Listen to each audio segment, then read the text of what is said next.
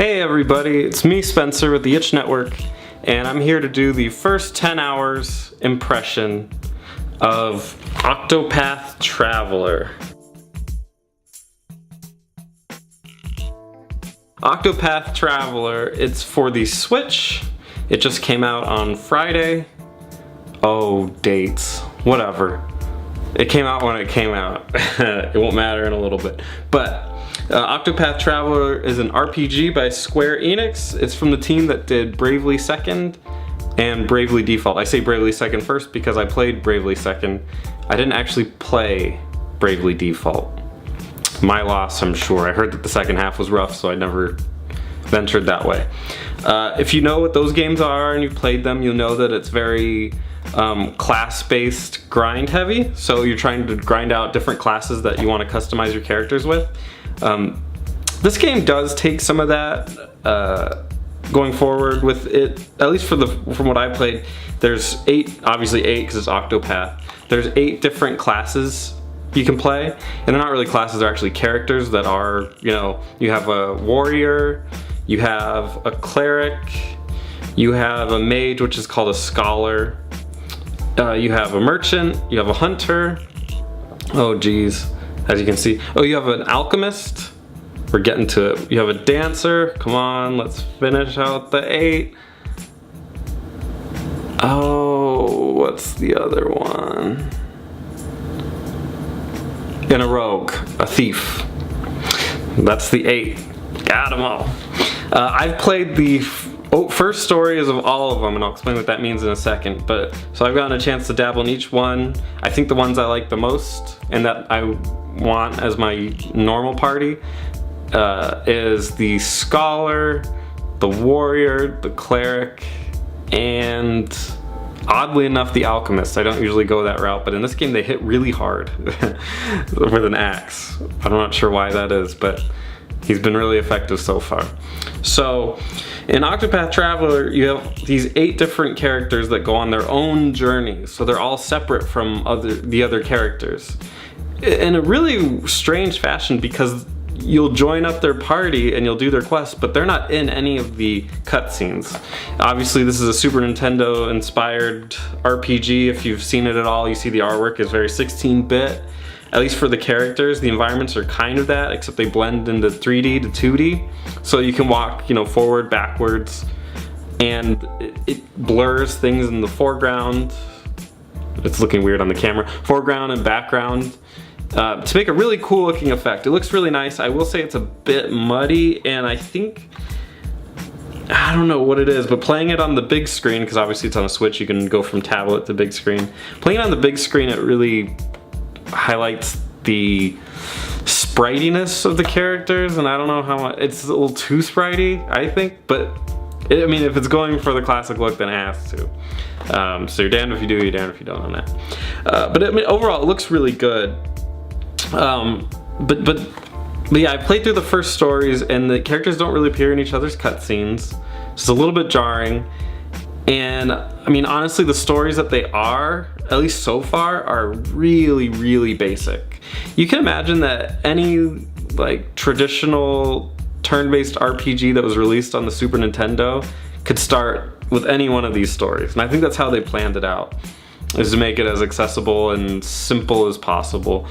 But to me, it comes off as a negative because I'm not super thrilled where the story is going to go. And a lot of them are really basic beats as to you have to stop these 3 people, so you're going to imagine that each one of those people is its own chapter. I don't know how many chapters the game is per character. I haven't obviously played that far or read ahead about that, but I'm not super thrilled, but at the same time, the gameplay is really fun. So I'm kind of drawn in that way. Let me explain the gameplay. So again, if you played Bravely Second or Bravely Default, any of those games, you know that this story, the gameplay focuses more on grinding out different job classes. So in this game, I started with the warrior and went to the dancer, and the way that it kind of goes is it goes in a big circle, the map. So I just kind of took the map around and I gathered all the characters as I went around. So my warrior is the highest level because I started them first, and everybody else is a slow decline after that. And the warrior, you know how you play it is you keep attacking, and then every turn you get like a little BP, which is a little dot, and you can use those dots to perform an additional, well, not to supercharge your actions or perform an additional regular attack. The empowered attacks are really good on some things, but some things it doesn't make any sense to use it. Like, you have multi-attacks, but for some reason they're a lot weaker than regular attacks. So sometimes people have a move that says like you can slash 5 to 8 times using your weapon, but don't power up those moves because they come out as really weak, even if you power them up. So really on those, but it's not the same for all of them, but on some of them. So those are really meant to destroy their weaknesses, which I'll get in a second. So you have to be careful with how you use it, but it's been really fun. I mean, it definitely reminds me of the Bravely series. So if you played that, you kind of have a clue as to how it works. But it's been a while since I don't really remember the Bravely series that well, but I am reminded of it. So it must be sort of similar, or I just have brain damage. Okay, so there's that side of it. Then there's the weakness side of it, which almost reminds me of like SMT, Shin Megami Tensei. If you played any of those games, like all the characters have weaknesses and strengths. So they're strong against some things, kind of like Pokemon, but more complicated. Strong against some things, weak against others. And the enemies are only really weak against things. I haven't seen ones that are specifically strong against anything. Maybe that'll come up later. But once you hit their weakness, they're stunned and then they lose their next round of combat. So they essentially can't do anything until the next round. How that kind of plays into it is they have their own armor set. So sometimes it'll say, weakness, it doesn't say weakness, but it says something to that effect. And then it has a number. And so if that number is 5, then it means you have to hit them with their weakness 5 times. That's where the multi-jabs come into play, because you can easily get them out of that, get that down from 5 to nothing. Otherwise you can attack them with that ability. Sometimes it's stabbing, sometimes it's a spear, sometimes it's a sword, sometimes it's a bow and arrow, and then sometimes it's different magics, like shadow magic, light magic, fire, thunder, and ice, and wind. The merchant has wind, and I will never use the merchant, so I guess I just won't be able to hit that weakness. So you have those different characteristics of the combat, which make it pretty fun, and make you kind of have to think about how you're gonna fight each encounter, to use some abilities over others, and some you want to make sure that your characters are diverse enough in their weapons and their magic. Like my warrior can't use any magic, at least that I've seen.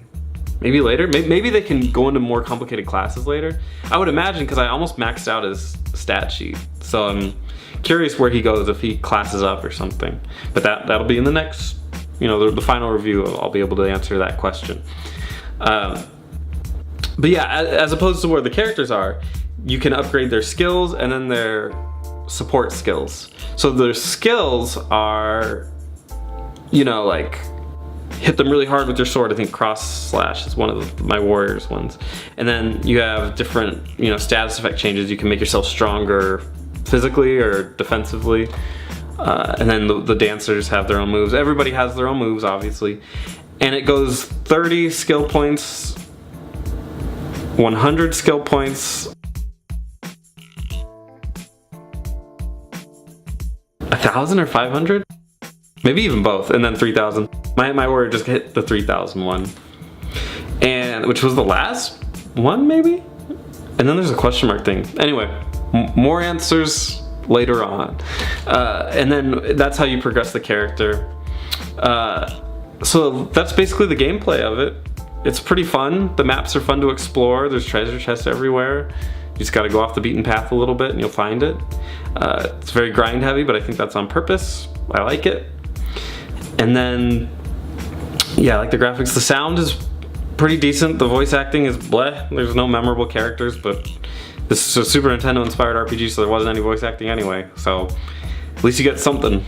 I play with the other music or YouTube videos going or something. I don't really care about the music so much, but it is decent. There's some good tracks in there. It's kind of meh, ho-hum. So overall, positive, having a good time with it. I hope that the story improves, that there's more of a drive later. If there isn't, that's, I guess, okay, because the gameplay kind of makes up for it, but To me, this game in general just feels kind of like comfort food. I know what an RPG is, and I know how simple it is, and I get all those little things I want from it, but it doesn't push the boundaries of anything. It plays it incredibly safe, story-wise to its detriment, gameplay-wise to its benefit. That's my quick review. I've actually played 12 hours of it, not 10, but I'm giving you the 10-hour thing anyway. What do you think of it? Have you played it? What do you think so far? Or does this deter you or help you? Answer in the comments below. I'm Spencer. Take it easy. See you next time.